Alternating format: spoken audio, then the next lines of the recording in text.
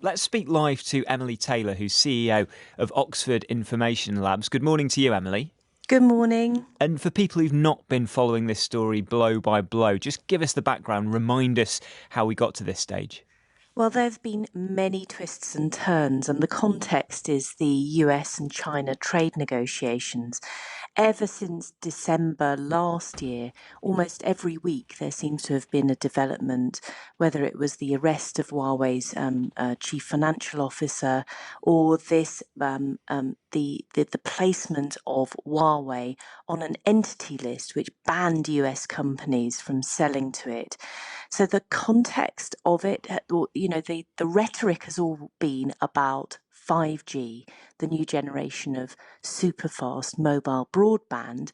Countries are poised to make the investments in infrastructure. And I think that was what was in the mind of the legislators when they put Huawei on the entity list. But of course, as soon as they did, as quite often happens with policy interventions, the implications started to become clear in other sectors, and notably Google, which produces the Android operating system, announced that it would no longer be able to work with Huawei phones. And actually, it seems that the impact on the handset market has been much more severe than it has on 5G. So potentially unintended consequences of this conversation, this dispute elsewhere in policy terms. So when it comes to today, it sounds from what President Trump's saying, he's not in the mood to extend this reprieve any longer. But could it go down a different path? It could do, and he himself said after the G20 summit in June that he'd be inclined to lift the Huawei ban. That was then clarified by US officials, including the Secretary of State Wilbur Ross, who said that it was likely that they would issue licenses to trade for entities to trade with Huawei as long as there wasn't a threat to national security. So, as so often happens, it's anyone's guess which way the administration will turn now. And for businesses who are relying on trading with Huawei, some estimates are that for US companies alone, Huawei purchases $11 billion worth of components each year. So for chip manufacturers like Qualcomm and Intel sitting in the United States, today's going to be a big day.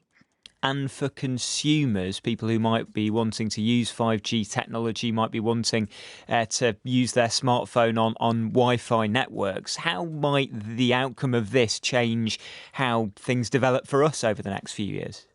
Well, for 5G, what's really intriguing is that um, despite a number of moves in the US-China trade negotiations, Huawei's 5G business seems to be going very well. In June, it announced that it had 50 commercial contracts with different countries, including South Korea, the UK, Finland, and Switzerland, and had already shipped 150,000 base stations. So on the 5G section of its business, it's going very well. But there are reports that its sales of handsets, particularly in Europe, because it's operating in the sort of the lower cost end of the market, that can, there can be a lot of switching as consumers, they don't have as much brand loyalty as up at the higher end. And sales in Europe slumped quite a lot for Huawei, according to some reports. Emily, thanks very much indeed for explaining the background to that. We'll wait and see whether that ban does indeed come into effect later on today, as it's meant to. Emily Taylor, CEO of Oxford Information Labs.